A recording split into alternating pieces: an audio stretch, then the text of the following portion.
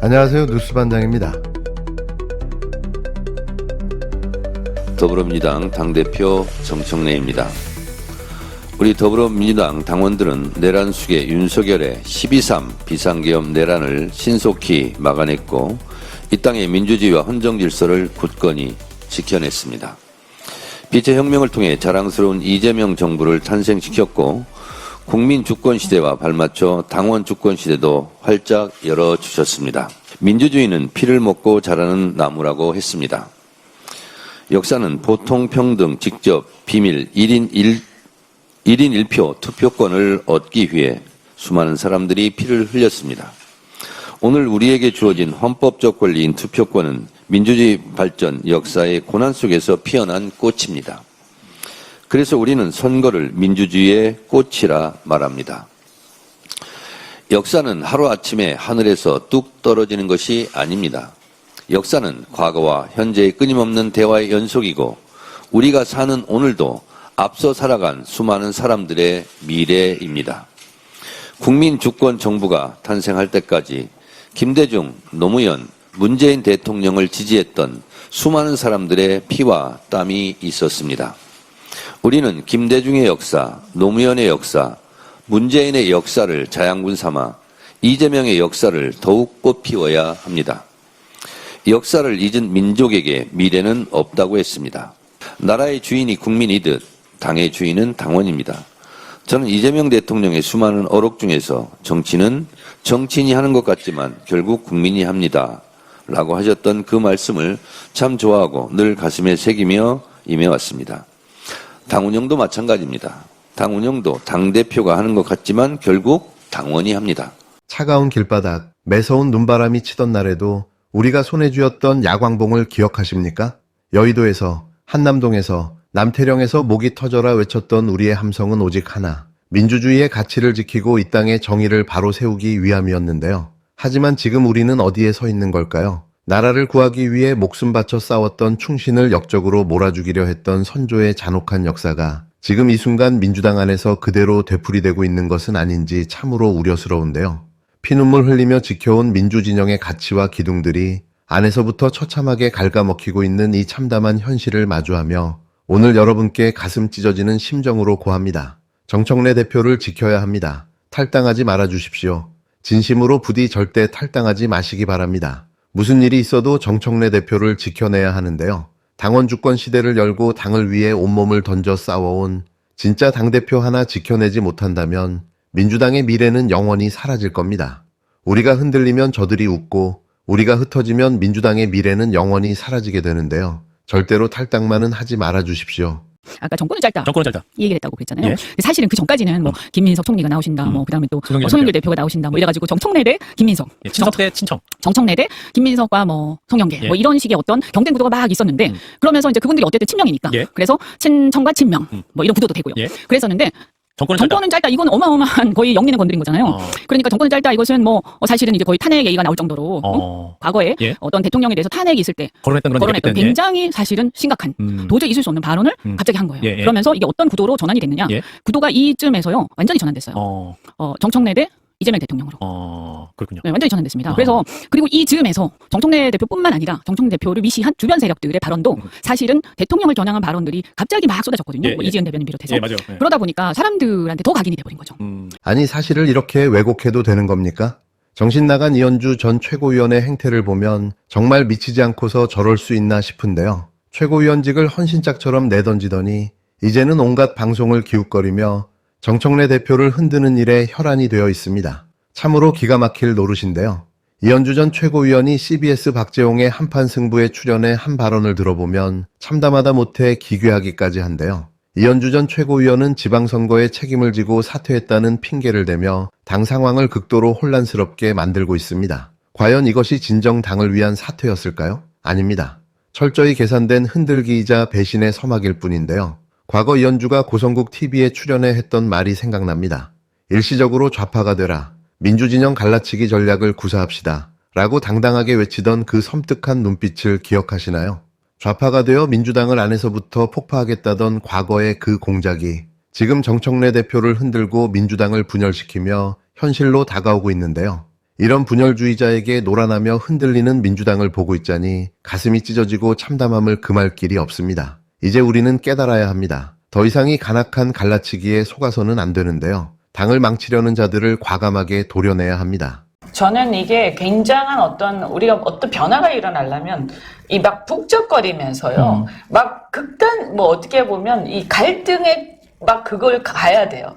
그래서 막 갈등이 막 일어나고 그 다음에 온갖 논란이 벌어지고 막 북적 하다가 끝에 가서 싹 되는 거거든요. 저는 이렇게 생각해요.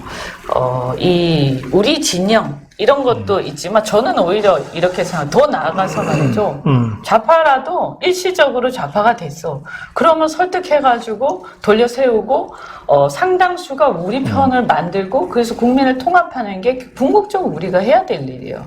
우리가 땅이 있잖아, 땅. 그래서 이 땅을 정복을 해야 돼. 징기스칸. 그렇게 생각을 해주세요. 그러면 땅을 최대한 정복을 해야 되잖아요. 그러면 예를 들어서 한 군대가 그걸 다 정복할 수도 있겠지만 역량이 아직 몸매처가 다 안 돼. 그런데 네. 각자가 소영주들이 있잖아요. 그럼 그 영주들을 보내서 정복을 해가지고 같이 붙이면 되는 거예요. 그래. 예, 그러니까 그 나갈 때, 야, 잘 나가서 열심히 땅을 많이 넓혀서 갖고 하고 박수를 쳐줘야지. 거기다 대고 너는 왜 우리랑 같이 안 하고 거기 나가가지고 자꾸 이렇게 다른 땅을 가지고 오니 이렇게 하시면 좀 서운하다 이런 말씀입니다. 게다가 노무현 재단을 둘러싸고 일어난 이 말도 안 되는 일은 또 무엇일까요? 유시민 작가가 노무현 재단을 떠나며 남긴 글을 보면 억장이 무너지는데요.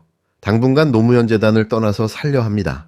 라는 짧은 문장 속에 얼마나 많은 피눈물과 고뇌가 섞여 있었을지 충분히 짐작하고도 남습니다. 결국 곽상원 의원이 유시민 작가를 몰아냈는데요. 이게 더욱더 우리에게 큰 충격과 배신감을 안겨주고 있습니다.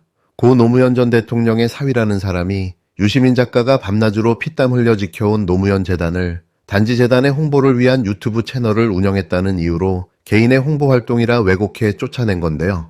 평생을 노무현의 가치를 지키기 위해 방패가 되었던 유시민 작가를 가장 가까운 곳에 있던 이가 차갑게 밀쳐낸 겁니다. 하지만 유시민 작가는 도망치지 않았는데요. 이제 모든 걸 내려놓은 유 작가가 쥐어잡을 칼끝은 친석계와 유박, 그리고 유똥파리들을 향할 걸로 보여집니다. 진짜 전쟁을 끝내러 온 장수처럼 굳건한 결의를 보여주고 있는데요.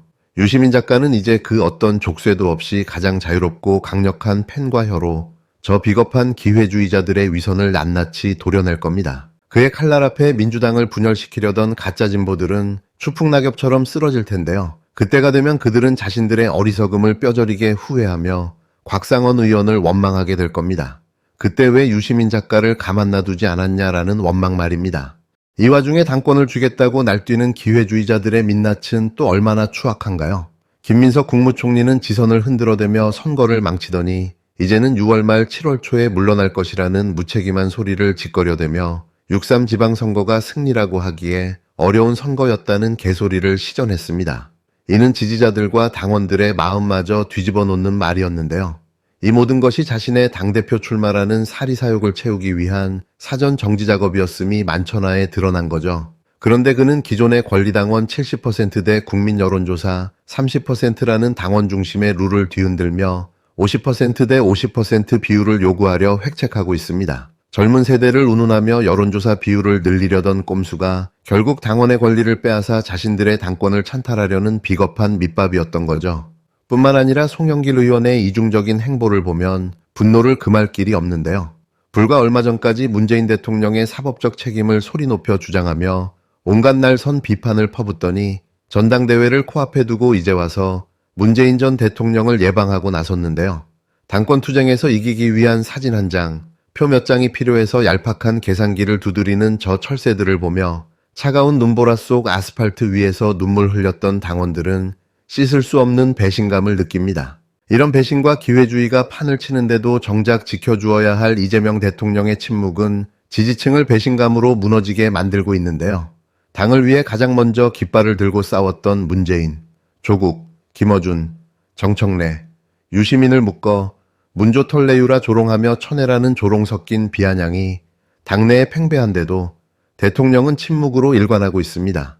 오히려 외연 확장이라는 허울 좋은 핑계로 여당 그을론을 던지며 정작 당을 한결같이 지켜온 핵심 지지층의 가슴에 냉대와 상처를 남기고 있는데요. 과거 노무현 대통령 시절 핵심 지지층의 목소리를 외면하고 법인세이나 이라크 파병 등으로 지지 기반을 스스로 무너뜨려 결국 정권을 빼앗겼던 뼈아픈 역사를 우리는 결코 잊지 않았습니다. 지금의 상황은 그때보다 훨씬 심각한 감정적 분열로 가고 있는데요. 40대와 50대 호남 지지율의 폭락은 우리에게 보내는 마지막 경고입니다.